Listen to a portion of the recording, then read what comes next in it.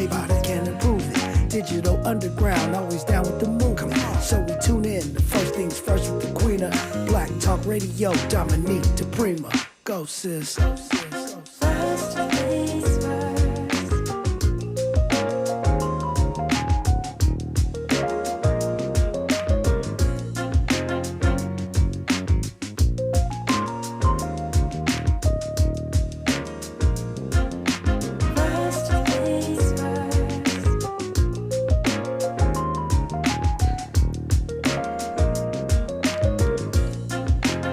KBLA Talk 1580. Good morning.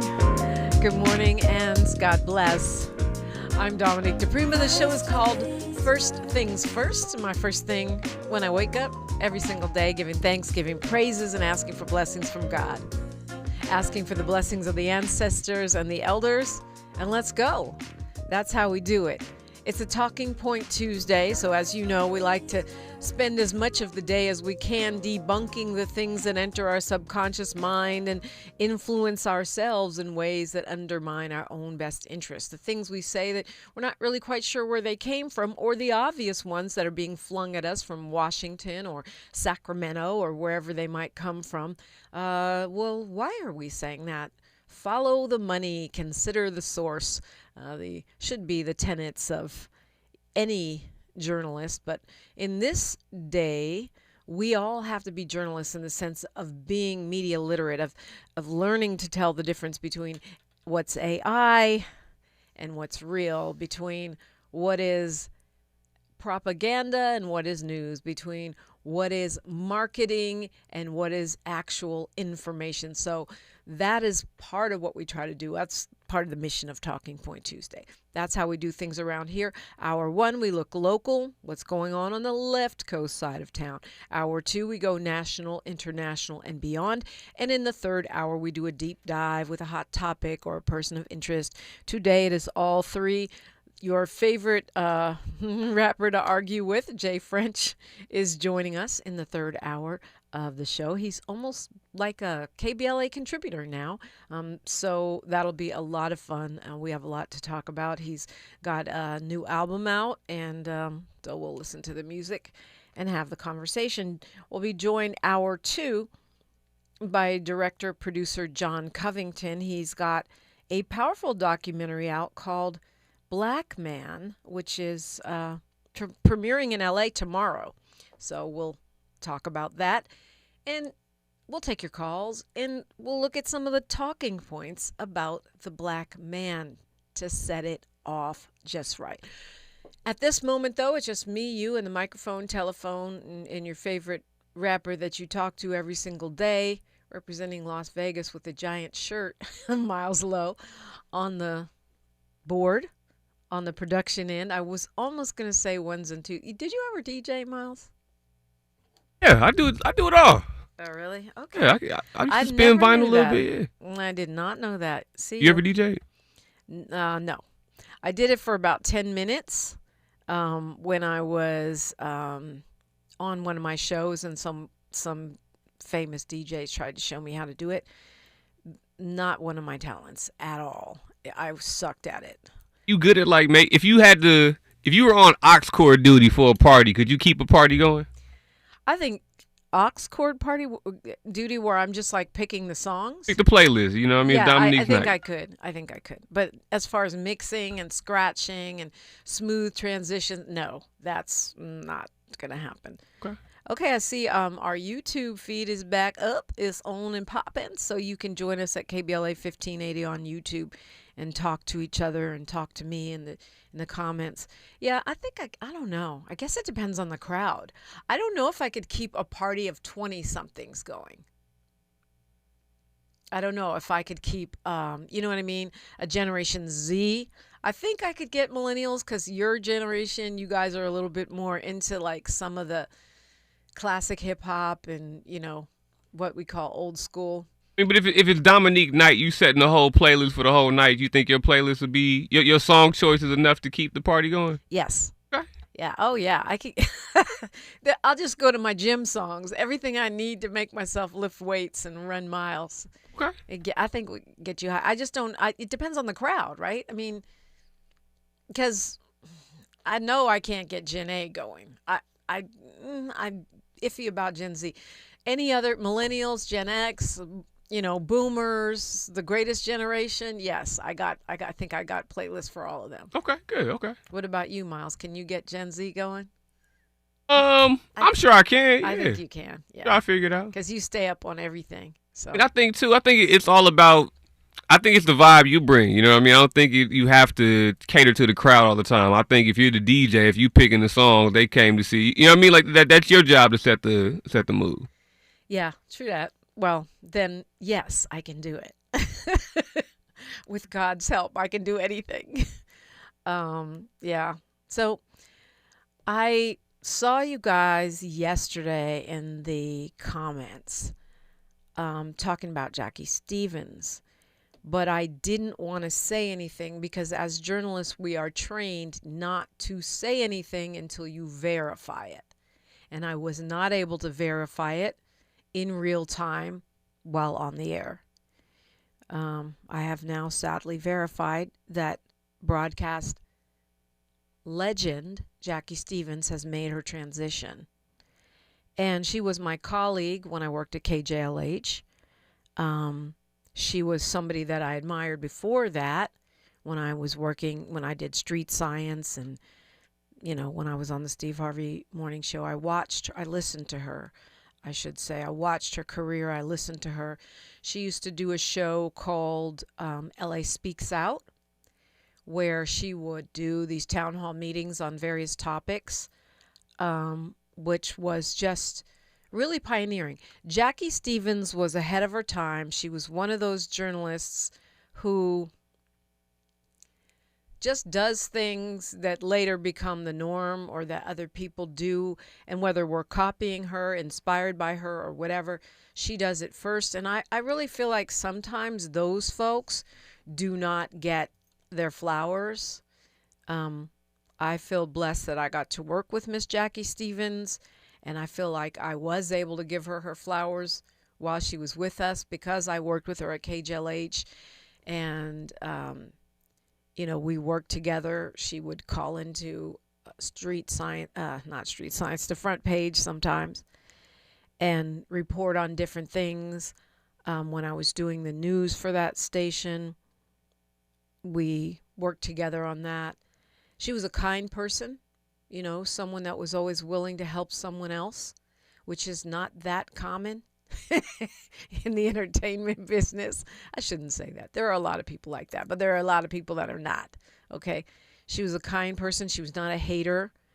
I think that Jacquie Stephens was the type of woman that makes me always say the sisterhood is real, contrary to what you see on reality TV or whatever.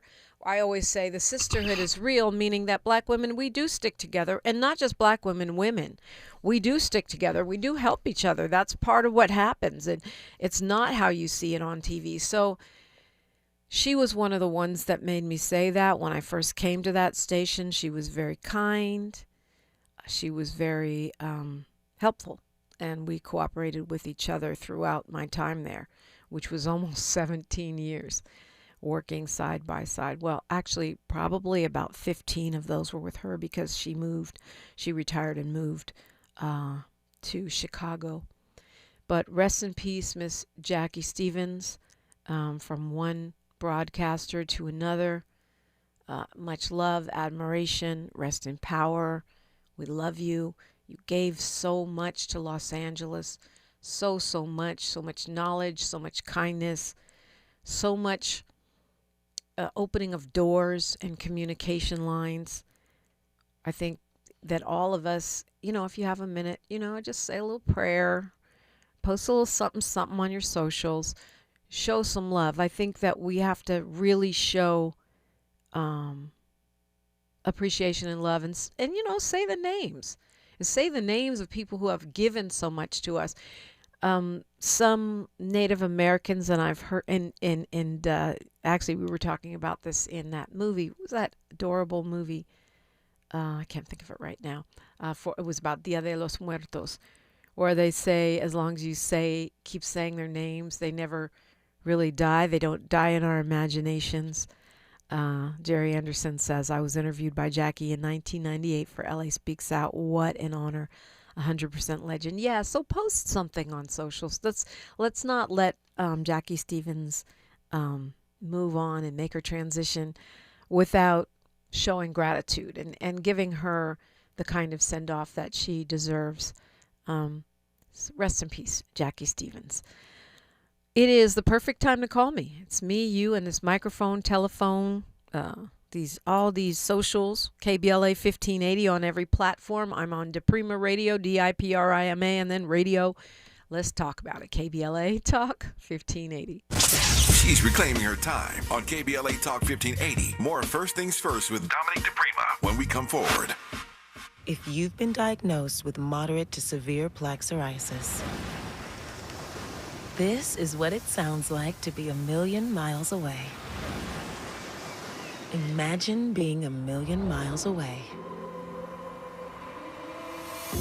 Tremfya guselkumab, taken by injection, is a prescription medicine for adults with moderate to severe plaque psoriasis who may benefit from taking injections or pills or phototherapy. With Tremfya, clearer skin is possible. In clinical trials, at least 70% of patients saw at least 90% clearer skin at 16 weeks. Results may vary. Tremfya is also indicated for adults with active psoriatic arthritis. Serious allergic reactions and increased risk of infections and liver problems may occur. Before treatment, your doctor should check you for infections and tuberculosis. Tell your doctor if you have an infection, flu-like symptoms, or if you need a vaccine. Ask your doctor about Tremfya. Call 1-800-526-7736 or visit tremfya.com. We've got a lot to talk about.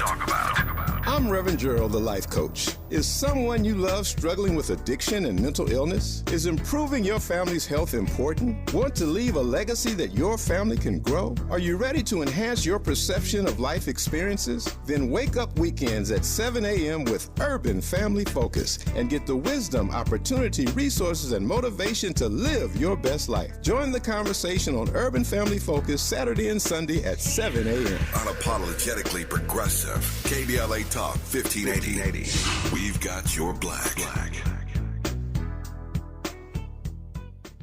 Hey, can you blow up some balloons for Jack's party? I can't. I'm so congested. You need Sinex Severe from Vicks. Sinex Severe Nasal Spray. Yeah, just Sinex. Breathe. Sinex Severe instantly relieves nasal congestion and works 6 times faster than nasal decongestant tablets. The 12 hours of relief allow you to get back to the moments that matter without congestion. Daddy, we need more balloons. On it. Try Sinex Severe from Vicks. Just Sinex. Breathe. Use as directed. There's nothing like when you get that part from eBay and it just fits. Yeah, the first time. So you can do less of this and get right back to more of this. At eBay, you'll find all the parts you need, guaranteed to fit, at prices you'll love. Sounds good, doesn't it? eBay, things people love. Eligible items only. Exclusions apply. Your ancestors' favorite radio station, and your favorite morning show host. Let's get back to Dominique DiPrima right now. So the Trump administration is suing the state of California because of the law that we passed, and California being the first state in the whole nation to do so, passing a law that bans federal agents from wearing masks, from any kind of face covering that's not required for work, i.e. like a gas mask they can wear, but it prevents them from wearing ski masks or anything similar to that. And it also requires them to have ID while they're doing operations in the state of California. They cannot be secret police, in other words. The federal government says those laws threaten the safety of the officers who they claim are facing harassment, doxing, and violence. And it says they won't comply with those laws. If the Trump administration succeeds, does that mean all cops will now become secret police and will be able to cover their face because they can use the excuse that they are afraid of being doxxed or harassed? That law won't let them wear neck gaiters or any kind of facial covering for either local officers or federal officers. That includes ICE, anybody, while they are doing official business. They can wear tactical gear, that's it. and they have to wear clear identification with their agency and their badge number while they are on duty. Pam Bondi calls this anti-law enforcement policy. LAPD have been doing pretty much whatever they want. LA Sheriff's Department, same thing, for decades, with no masks. No gaiters, no ski masks. When the cops start looking like robbers, I think it's a problem. Apparently, so does our governor. But the administration is suing, so you gotta wonder what happens if they win this suit. The governor says mass federal agents arresting people out of nowhere is dystopian, and I agree. And part of what makes it even more problematic is if you look at the data about how many people are posing as ICE, criminals posing as Border Patrol, just snatching women up and raping them and doing all kinds of things. Anybody can put on a mask and say they're ICE. When the cops start looking like robbers, we have a problem. But, you know, they say leadership is from the top down. So when you have a grifter in the White House, it's very unsurprising that the cops start to look like robbers. And especially, you know, as some activists have said, now you have federal agents doing local police work too. So it adds another layer of, I don't know, terror, I'll call it, to this law enforcement free reign from a president who said one day of harsh policing would solve all the crime problems in this country, who's told cops to be rougher when they arrest people. To that point, there was supposedly an ICE agent, Border Patrol.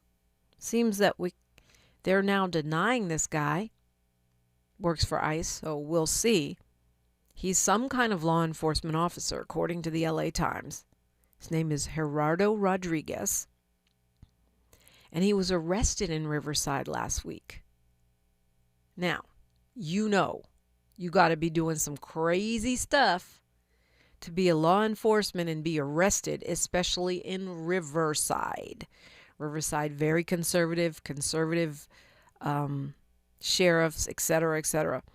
Apparently this guy, Gerardo Rodriguez, pulled over a 17-year-old. The 17-year-old had dropped some kids off and then drove on the way back by Mr. Rodriguez's house. And Rodriguez pulled him over and pointed a gun at him, detained him by the side of the road with a gun to his head for 20 minutes. This is all on surveillance camera footage. So the family obviously complains, right? And the neighbors of this guy, he apparently lives in Temecula, they know that they know him to be an ICE agent or Border Patrol, something like that.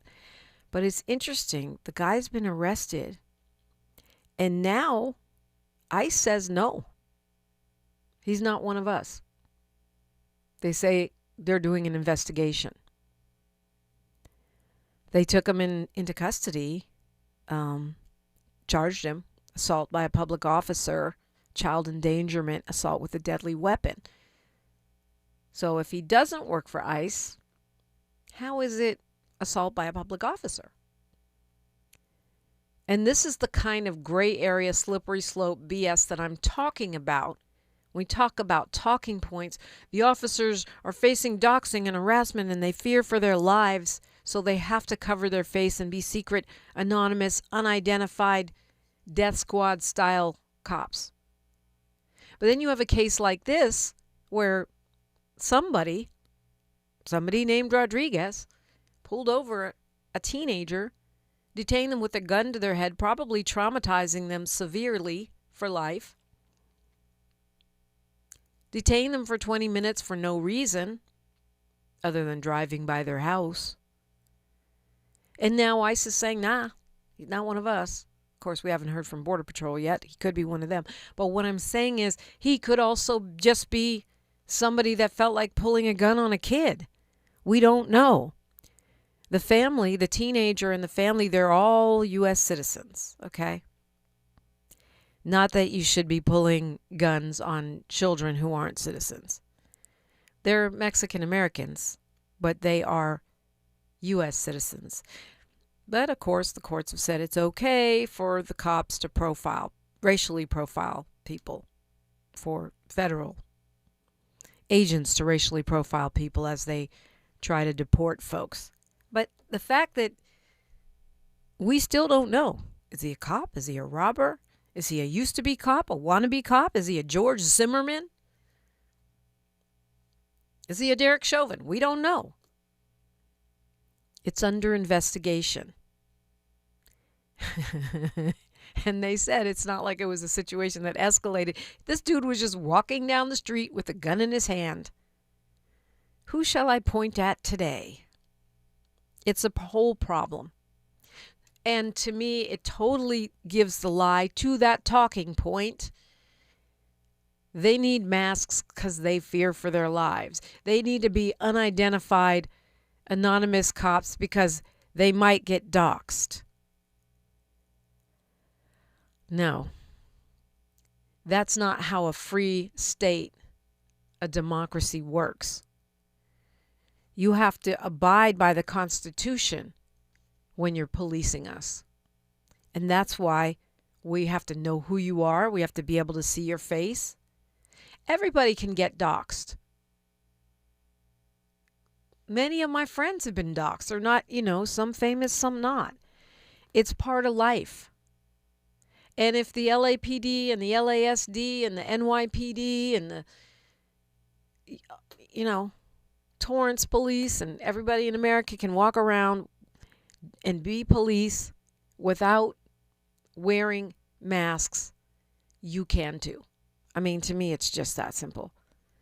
That talking point is clearly crafted as a sob story meant to deny you of your rights, your constitutional rights. And I know some people are arguing now that under the Trump administration, we don't have rights, so we can't go around demanding them. Be that as it may. Yeah, you may be detained or you may go to jail and you might not get your right for 5, 6, 8, 10 months, but you still have them. So you move carefully, but also you have to know them and fight for them, I think. And that's why I hope that a judge has enough common sense to not go along with the okie doke here. And I hope that all of us will reject that talking point. Our state already has. It's actually the law. We've got news, traffic, and sports, and it's the perfect time to call me, 800-920-1580. I'm Dominique DiPrima for KBLA Talk 1580. More of First Things First with Dominique DiPrima when we come forward. I'm Bree Wood with BIN News Now. Chicago aldermen have rejected Black Mayor Brandon Johnson's $600 million tax plan, including his corporate head tax. The message is so strong, so clear, and pretty transparent from the taxpayers. They want us to go back and find those efficiencies, find the cuts, and not continue to stick them with new taxes. Johnson warned the alternative could be property tax hikes, garbage fees, or a grocery tax. Reverend Jesse Jackson is out of intensive care at Northwestern Memorial Hospital in Chicago. The 84-year-old civil rights leader, diagnosed with a rare neurological disorder called PSP, remains stable and will continue receiving care there.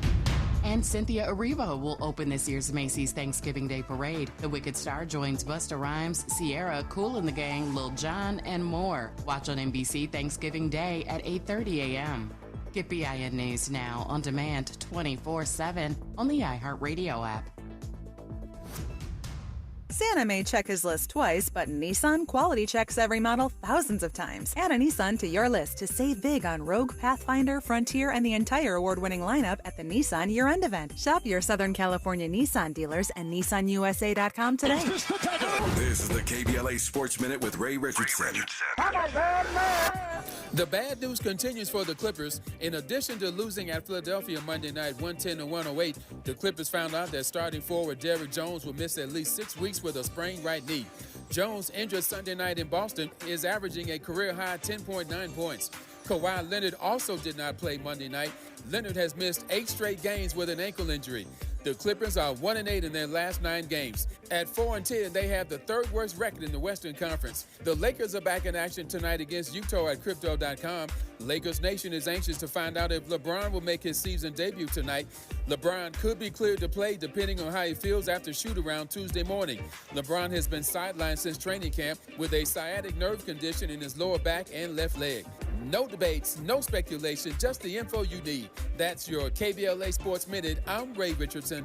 More news, opinions, and conversation when we come forward on KBLA Talk 1580. Looking for a purposeful and passionate way to make a difference in your community? Volunteer with our Senior Medicare Patrol and help prevent Medicare fraud. S&P volunteers work in their community educating peers about healthcare fraud and how to prevent and detect it. Free training starts soon. Check us out online or at an S&P open house near you. We're on a mission to stop fraud. Join our team. You make a difference. Visit caspvolunteer.org. All I need is one mic.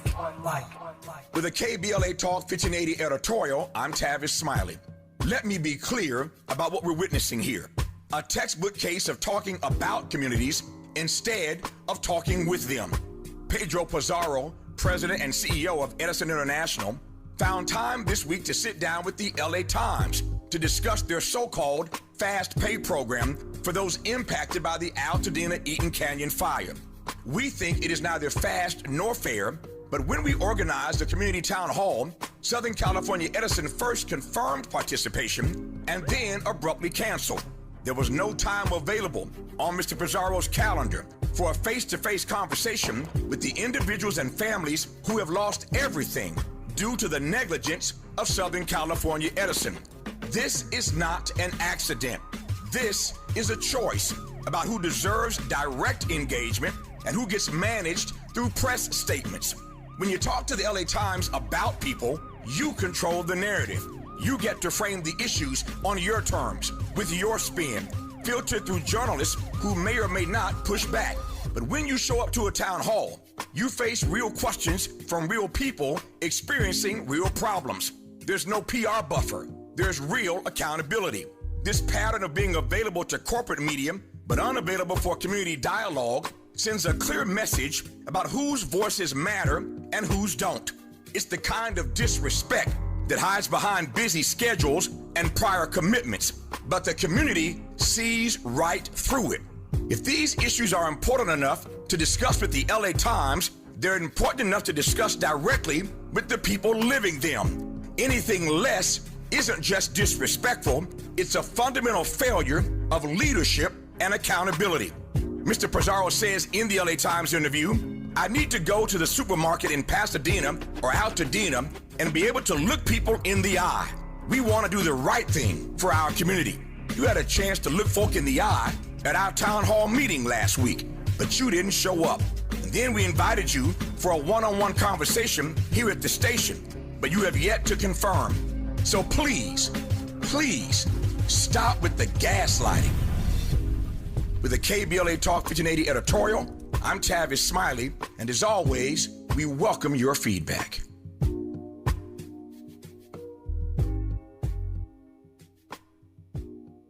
"250 years ago, a promise was made to connect families and friends near and far. And during the holidays, that promise is more important than ever. That's why USPS is building a better network to meet your needs, with timely deliveries, easy and affordable ways to ship, and everything you need to make your season full of holiday cheer. Our purpose is delivering your peace of mind, knowing your love will arrive, bringing joy to all. The United States Postal Service. Learn more at USPS.com/holidays. Thanks for waking up with Dominique DiPrima on KBLA Talk 1580. I do thank you. Meanwhile, we still have not heard back from Southern California Edison. We found Pedro. Pedro said, yeah, well, at an appropriate date and time, blah, blah, blah. Maybe in the future when it's a Thursday on the full moon in Scorpio. No, he didn't say that. He said the appropriate date and time, blah, blah, blah, even though they were bragging that they wanted to get on here, then they didn't. And I know that Tavis was very grateful that Mr. Pizarro, the head of Edison International, not just Southern California Edison, personally responded and really was looking forward to being able to sit down with him and offer the accountability, the answers that we were looking forward to in the town hall meeting, which we had collaborated with them on until the last minute when they suddenly pulled out. The thing is, representatives for Southern California Edison continue telling untruths, lies, in other media platforms, including the LA Times, Spectrum, another black outlet or two, which shall go unnamed. And so finally, yesterday, Mr. Smiley brought the receipts, right? The receipts of that whole conversation. Not all of them, because that would be scores of emails, but 7 key receipts that show clearly that those lies are lies. And then Mr. Smiley said, we expect an apology, we demand an apology within 48 hours. Well, what is it, 24? Nothing yet. Yeah, we haven't heard anything yet, 24 hours. And so to email the owner of this radio station and say, oh, well, yes, we do want to sit down with you in the right place and time, blah, blah, blah. Meanwhile, you got plenty of time to go over there to the mainstream media and lie about us and lie about what you're doing. And then you got plenty of time to send your employees, I'll be nice, send your employees to other places to tell tall tales. Now, we don't know. Maybe Mr. Pizarro doesn't realize that these are all lies, but I sincerely doubt that. But maybe he doesn't. Maybe he's just believing what the comms people are telling him. So then he needs to go to our website and look at the receipts, KBLA 1580. The emails are there. You can see it for yourself. They are now public record. Okay? So if not Mr. Pizarro himself, certainly he has an assistant or an employee who can take the time to read through that stuff and say, oh, well, you know what? That tiny independent black-owned media outlet was telling the truth. They weren't lying. And we really did besmirch their name by calling them a Jerry Springer show and calling them liars. I think we'll go ahead and apologize. And then we start all over. Reset. Change the conversation. Do the conversation with Tavis. Answer the questions that the community is looking for answers for. Let him be a proxy for all those 300 people at the town hall that showed up hoping Edison would show up with some accountability and transparency. And to all of you reporters, whether it's LA Times or our colleagues at a black media outlet, now you can go on the website and you can do your due diligence and see, so that the gaslighting that happened to you when you interviewed that dude can be counteracted. The SCE talking points can be counteracted with the receipts that we bring. Clock is ticking. Tick, tick, tock. And if we don't hear something, then I'm quite sure that Mr. Smiley has another plan of next steps. So we don't black down. It's not just a slogan. It's a philosophy. Speaking of talking points, when we say we don't black down, we're not talking about just a cute wordplay. We're talking about a way of showing up with integrity. We all make mistakes. Sometimes I say something that, whoops, okay, that wasn't right. I correct it. We don't just sit around here making stuff up and talking out the side of our neck. We are opinion and fact-based. Opinion, evidence-based. You can agree or disagree, and you're always invited to do so at 800-920-1580.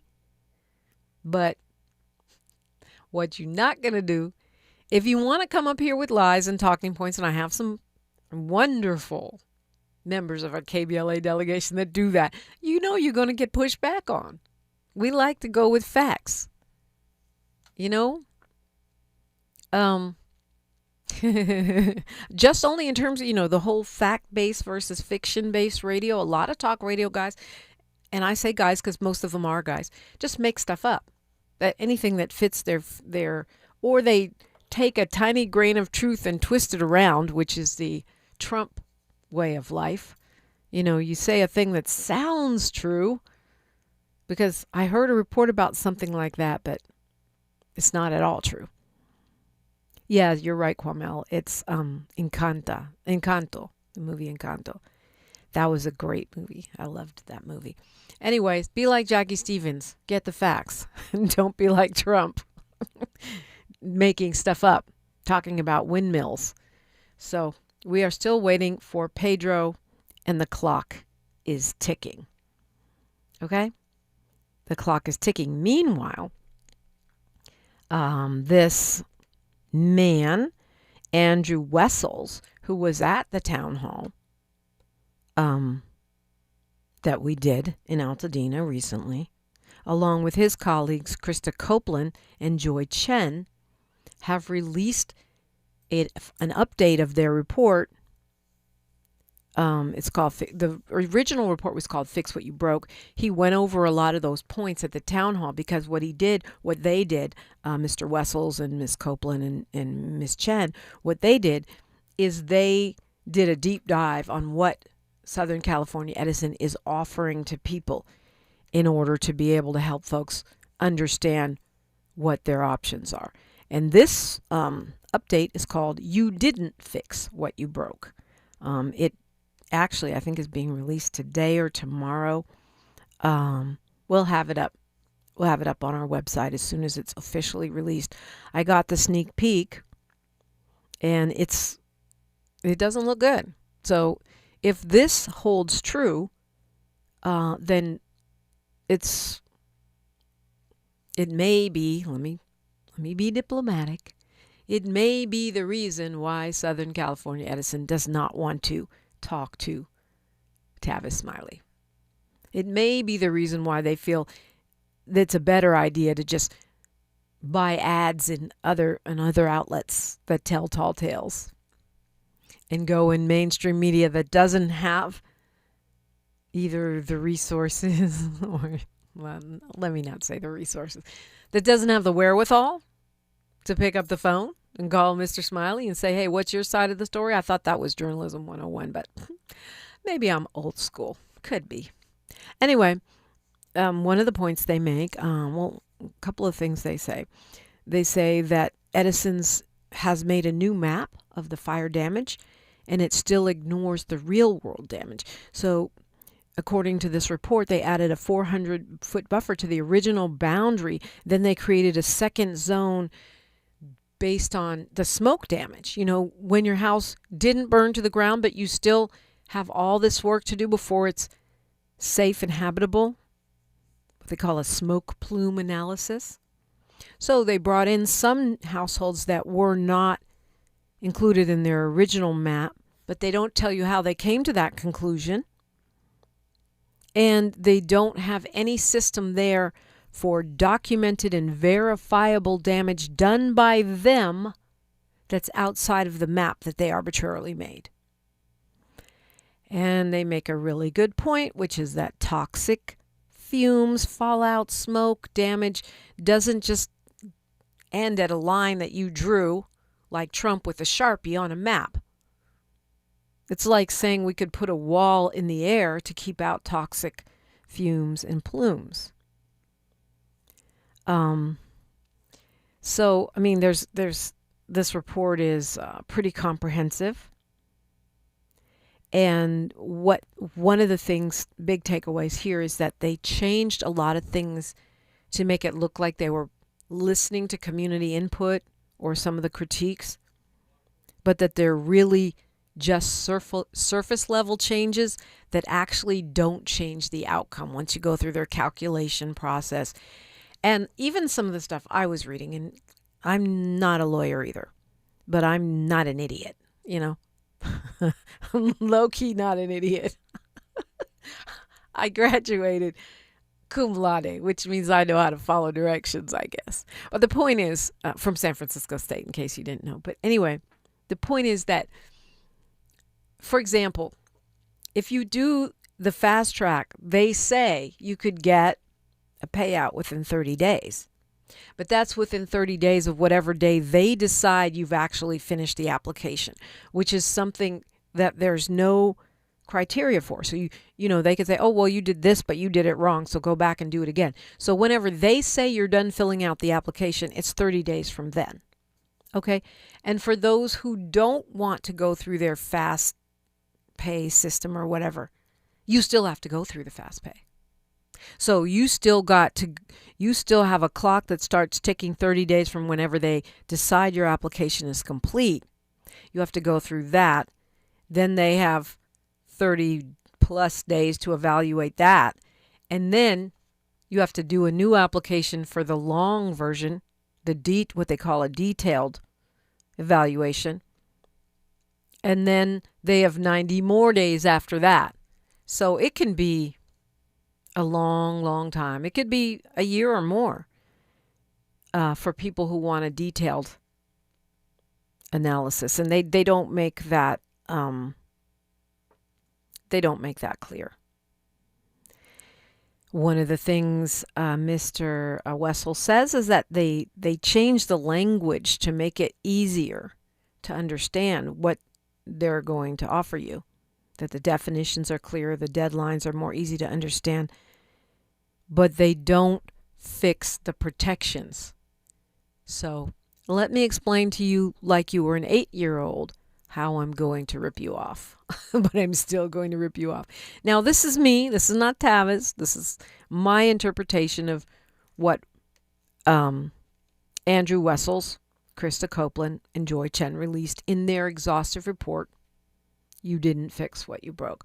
But I'm bringing it up because I want you, whether you were at the town hall meeting or not, whether you wrote to Mr. Pedro Pizarro or called Southern California Edison, which, by the way, it's not too late to do, or not, that you get as much information as you can before you make whatever decision is best for your family, for you. No judgment, but let's get the information.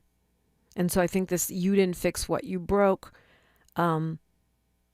It's an update on Edison's final compensation plan, and I would encourage you to look at it, or have your lawyer look at it, or have your smart friend look at it, so that you get a better sense of what you would be getting yourself into should you sign up for this deal, which, as part of this deal, you must promise not to sue Southern California Edison. Clock is ticking, waiting on that KBLA apology coming from Mr. Pizarro, coming from Southern California Edison, Edison International, any of the above. I'm Dominique DiPrima, and this is KBLA Talk 1580. A safe place to go loud. A great place for progressive politics. KBLA Talk 1580. An official message from Medicare. Couple more minutes, and we'll start this month's book club. You know, I usually love a plot twist, but this year, I'm comparing my options during Medicare open enrollment. You can't assume your current health or drug plan is the best one for you. And you gotta make sure your drugs are covered. That's important. So is saving money. Review all your options at Medicare.gov. Open enrollment ends December 7th. Paid for by the U.S. Department of Health and Human Services. September is World Alzheimer's Month, a time to shine a light on a public health crisis that hits Black families hardest. 1 in 5 Black adults ages 70 and older is living with Alzheimer's disease, or AD, and it's not a normal part of aging. Early signs like repeating questions, missed appointments, even trouble handling bills might seem small, but they matter. The good news? There are treatment options available that may slow AD when diagnosed early. Don't wait. Visit treatalzearly.com. That's treatalzearly.com to learn more. This message is brought to you by AZI. KBLA Talk 1580. We've got a lot to talk about. KBLA Talk 1580, connecting you with services and solutions. LA County's new Justice Care and Opportunities Department, or JCOD, is here to support justice-involved individuals and their families. The JCOD Support Center is now taking calls at 1-833-LACJCOD. That's 1-833-522-5263. Available 7 days a week from 6 a.m. to 11 p.m., the Support Center is your one-stop shop for re-entry issues and court support. They offer court reminders, connections to local services, transportation assistance for housing, court appearances, and childcare. The JCOD hotline provides personalized help to connect you with services that you need. And don't forget to check out justiceconnect.org for more information. Remember, it's free and available every day at 1-833-522-5263. This is a community call to action from KBLA Talk 1580. We're not for everybody, but we're for everybody. You're listening to KBLA Talk 1580. You are, and I'm glad that you're here. 800-920-1580, that's the number to call if you want to get in here.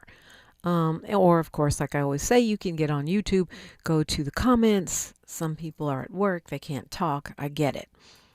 And you can hit me up on socials. I do check them somewhat during the show and all the time after the show, especially Instagram. It's my favorite. And I'm at DiPrima Radio, DiPrima, and then radio. But I'm also on TikTok and Twitter and Facebook, in that order. Anyway, so Diddy is serving 4 years in federal prison right now. We don't know if he's going to serve the whole thing or maybe get pardoned by Trump. We don't know. Basically, he's serving time for hiring prostitutes, and because it was across state lines, but very, very steep sentence for that particular crime. We've talked about it ad nauseum. Well, now the LA County Sheriff's Department is investigating Diddy over some new charges of sexual assault.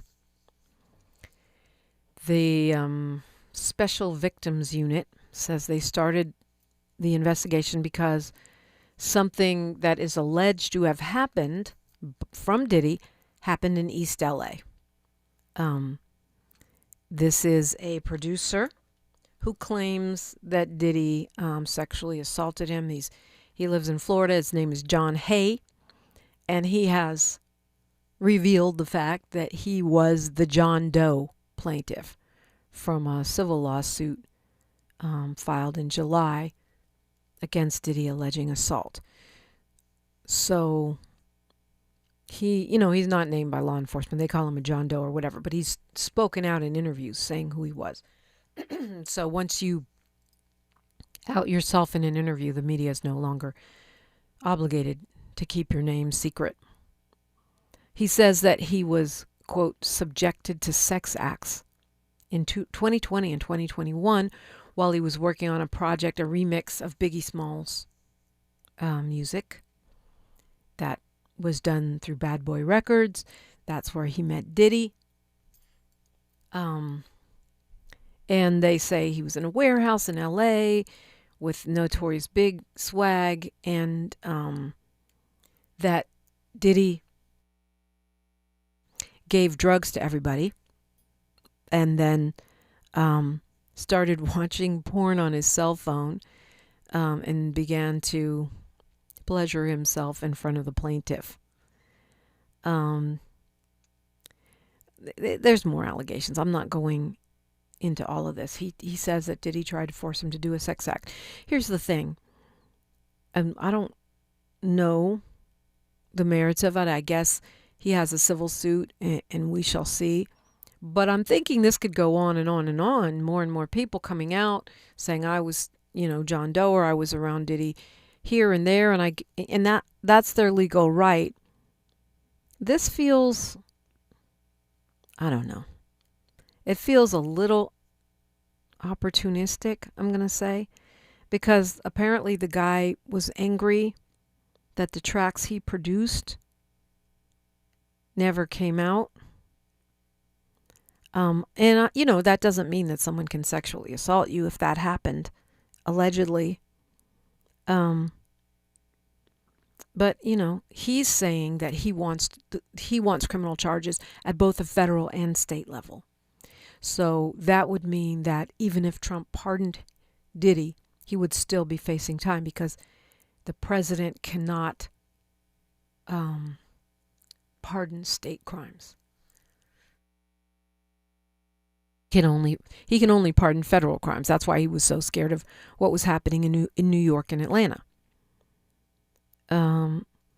He did report, for all the people that say, why is he only waiting to come forward now? Apparently he did report in September. But I always think that it doesn't matter when people report because you don't know what shame and circumstances and all, threats and whatever is hanging over people's head around sexual assault.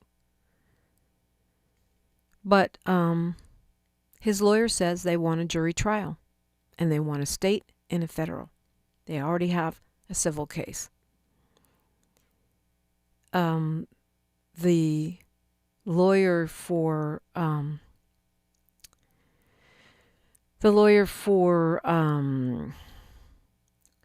the son of Biggie Smalls and Faith Evans is suing this guy.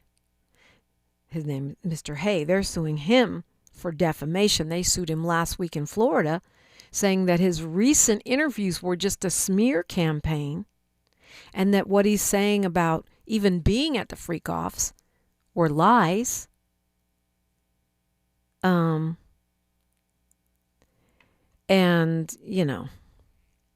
So that's the other thing. You've got Faith and Biggie's son versus a producer whose songs didn't come out.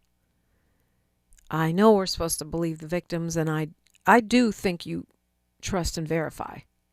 You believe, but you have to verify. Just like Al Franken. He got taken down, but there was no verification, and he should still be a senator. That said, I think for a man to come forward and say he was sexually assaulted, probably not easy.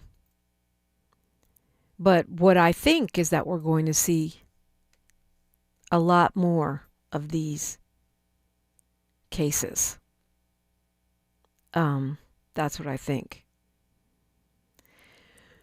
Carl Tucker says Diddy knows too much. Yeah, he probably does. I mean, we talking about the Epstein files and how Epstein is bragging in these emails, the 20,000 emails that were released, that he has enough information to take Trump down.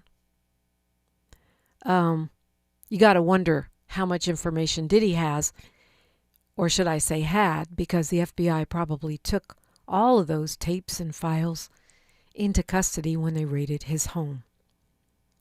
All right, we're talking black men next. Looking forward to the conversation with Director John Covington. That is next on KBLA Talk 1580. KBLA 1580 Santa Monica.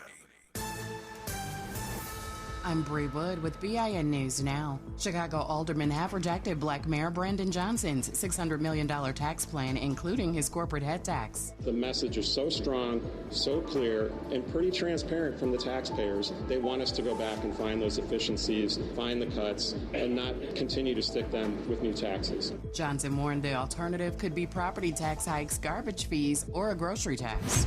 Reverend Jesse Jackson is out of intensive care at Northwestern Memorial Hospital in Chicago. The 84-year-old civil rights leader, diagnosed with a rare neurological disorder called PSP, remains stable and will continue receiving care there. And Cynthia Erivo will open this year's Macy's Thanksgiving Day Parade. The Wicked Star joins Busta Rhymes, Sierra, Kool and the Gang, Lil Jon, and more. Watch on NBC Thanksgiving Day at 8:30 a.m. Get BIN News.